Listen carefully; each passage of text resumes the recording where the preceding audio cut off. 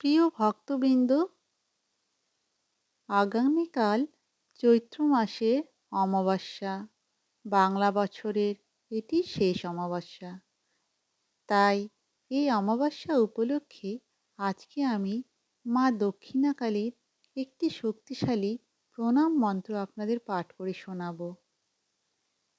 আপনারা এই মন্ত্রটি মায়ের উদ্দেশ্যে যতবার জপ করবেন ততই সংসার থেকে সমস্ত নেগেটিভ এনার্জি দূর হবে, শত্রুরা বশ হবে এবং সংসারে সুখ শান্তি সমৃদ্ধি ফিরে আসবে।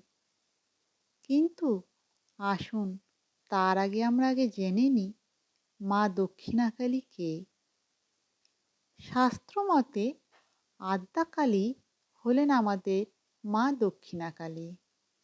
যেহেতু দক্ষিণ দিকে যমের অবস্থান আর কালী মন্ত্রে যম ভীত হয়ে পালায়, তাই মা কালীকে দক্ষিণাকালী বলা হয়েছে। দক্ষিণাকালী হচ্ছেন আমাদের আদি কালী। অনেকে আবার বলেন ভগবান শিবের বুকের উপরে মা কালীর ডান পা থাকে এবং মা দক্ষিণ দিকে মুখ করে থাকেন বলেই তার আর এক নাম দক্ষিণাকালী। দশমহাবিদ্যার প্রথম সাধনা মা কালীকে দিয়েই শুরু করা।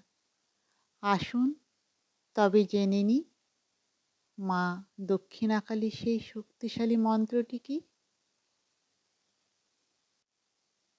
মন্ত্রটি হল ওং কালী কালী মহাকালী কালীকে পাপহারিণী ধর্ম কাম প্রদে দেবী নারায়ণী নমস্তুতে। কালী কালী মহাকালী কালীকে পাপহারিণী ধর্ম কাম প্রদে দেবী নারায়ণী নমস্তুতে।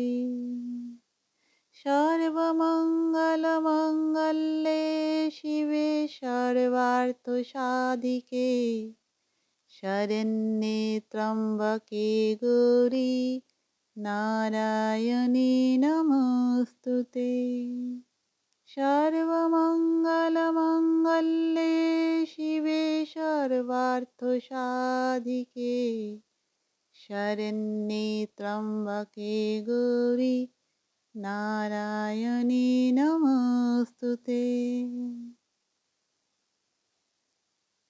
ভক্তবৃন্দ, এই প্রণাম মন্ত্র দুটি আপনারা অমাবস্যা চলাকালীন মা দক্ষিণাকালীর উদ্দেশ্যে 28 বার বা 108 বার জপ করবেন। আজকের মতো আমার ভিডিওটি এখানেই সমাপ্ত হলো। যদি আমার ভিডিওটি ভালো লাগে তাহলে আমার ভিডিওটিকে লাইক, কমেন্ট ও সাবস্ক্রাইব করবেন এবং শেয়ার করবেন। নমস্কার।